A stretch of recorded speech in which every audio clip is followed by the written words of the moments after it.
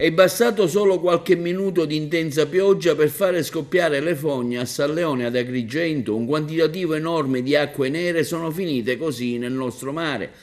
A dichiararlo è il Mare Amico Agrigento.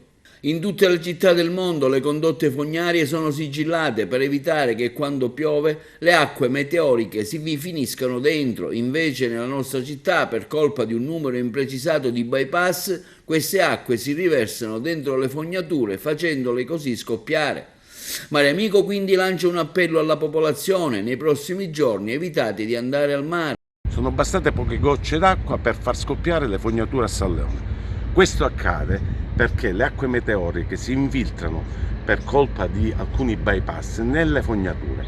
I due sistemi dovrebbero essere sigillati, invece non è così ad Agrigento e accadono questi disastri. Tonnellate e tonnellate di fogne sono finite in mare.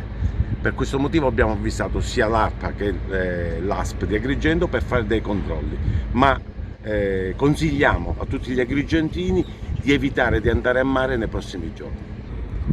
Per evitare che tutto ciò accada nuovamente è necessario che il Comune di Agrigento, che è competente per le acque bianche, e l'AICA, che è competente per le fognature, insieme vadano a scoprire questi bypass e vengano eliminati, altrimenti questa situazione si riproporrà nuovamente.